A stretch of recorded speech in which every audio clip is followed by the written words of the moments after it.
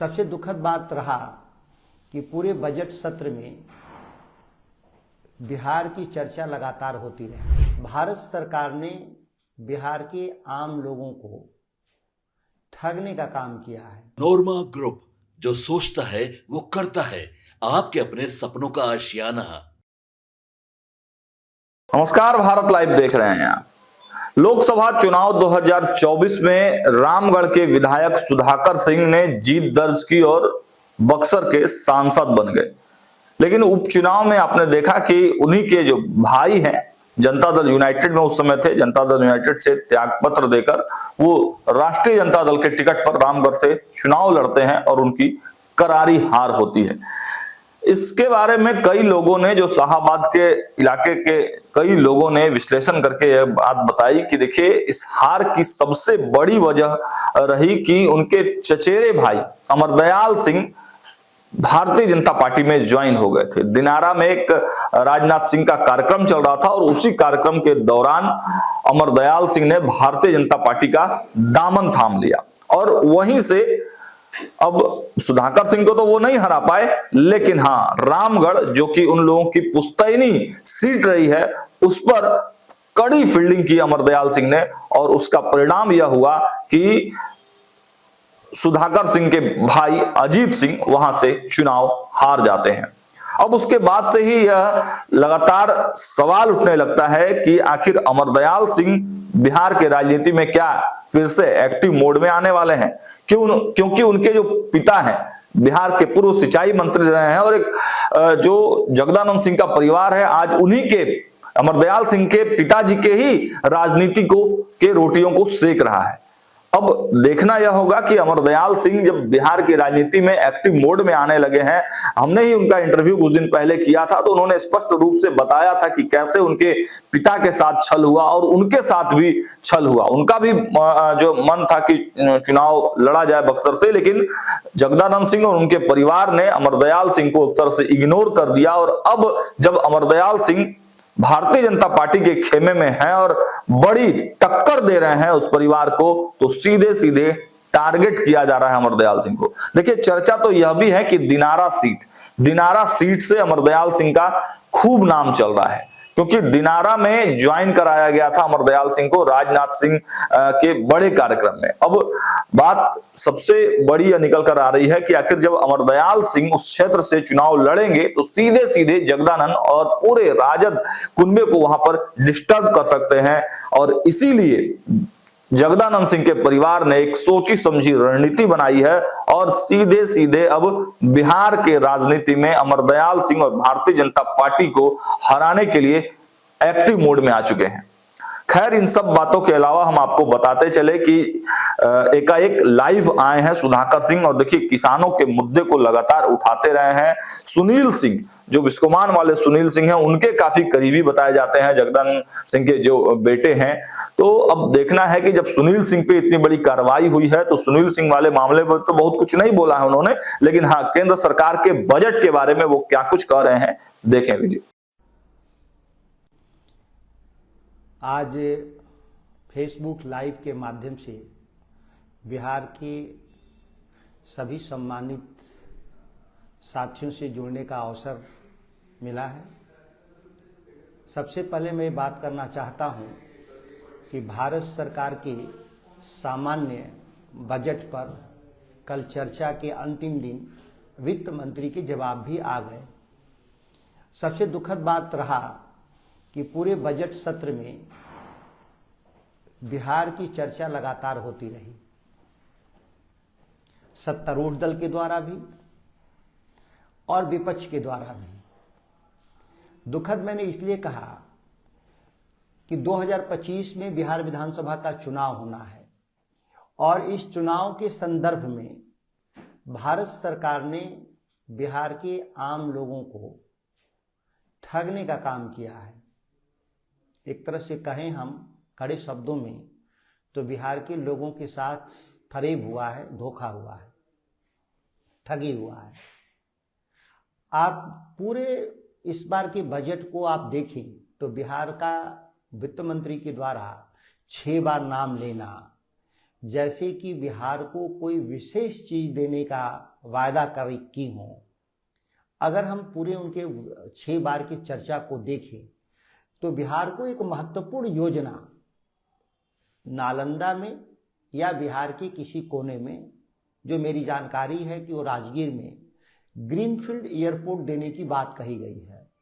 हालांकि बजट में खुलासा नहीं हुआ है कि वो बनेगा कहाँ, उसकी लागत क्या होगी, उसका डीपीआर का क्या स्थिति है, कुछ भी नहीं है। वैसे ही जैसे कि आप पिछली बार भी बजट में देखे थे कि बिहार के लिए 58,200 करोड़ की योजनाएं केंद्र सरकार ने स्वीकृत किया है अतिरिक्त रूप से, लेकिन वो जमीनी हकीकत पता करें बिहार में तो कोई भी योजना आपको धरातल पे दिखाई नहीं देगा। इसलिए मैं चर्चा करना चाहता हूं कि इस साल भी बजट में एक तो कुछ दिया नहीं गया। अन्य राज्यों के मुकाबले में हम देखें तो जहां महाराष्ट्र को 1.5 लाख करोड़ रुपए, गुजरात को लाखों करोड़ रुपए, आंध्र प्रदेश को 2 लाख करोड़ रुपए की योजनाएं दी गई। लेकिन अगर हम पैसे के मामले में बात करें तो 6 बार के जिक्र में जो 6 चर्चाएं हुई हैं उसकी पूर्णतः लागत को अगर हम जोड़ें, जिसकी चर्चा नहीं है, आप बजट को ठीक से उठाकर देख लें, उसमें कोई भी लागत का जिक्र नहीं है, लेकिन सामान्य तौर पे 15,000 करोड़ से ज्यादा की लागत नहीं आएगी, जिसमें 10,000 करोड़ रुपए का लागत लगभग ग्रीनफील्ड एयरपोर्ट पे आएगा और 2-4-5,000 करोड़ रुपए की जो शैक्षणिक संस्थाओं की घोषणा हुई है वो आईवास के सिवा कुछ है नहीं। उसमें मात्र जो बच्चों की जो पढ़ाई होगी उसके बारे में सबको जानकारी है, कितनी सीटें होती हैं। इस विषय पर मैं बाद में आना चाहता हूं। सबसे पहले कि पिछली बार घोषणा में हुआ था कि बक्सर से भागलपुर तक हम एक्सप्रेसवे बनाएंगे 400 किलोमीटर, जिसकी लागत अनुमानतः 10,000 करोड़ रुपए होना चाहिए। आज भी उसका अलाइनमेंट तय नहीं हुआ, ना उसका डीपीआर बना, ना उसका टेंडर हुआ। वह जमीन पर पता ही नहीं कि योजना कहाँ चली गई। केवल पिछले ही साल का नहीं मैं कह रहा हूं, आप 2016 में दरभंगा में एम्स बनाने की भारत सरकार ने बजट में घोषणा किया था। आज 9 साल बीत जाने के बाद दरभंगा में एम्स का निर्माण नहीं शुरू हुआ। तो इस तरह के जो हवाई जो घोषणाएं केंद्र सरकार के द्वारा की जा रही हैं, एक सबसे बड़ा दुखद है कि बिहार के साथ जो नाइंसाफी धोखा, इससे बड़ा नहीं हो सकता। हम आना चाहते हैं कि बिहार को विकास के लिए क्या चाहिए।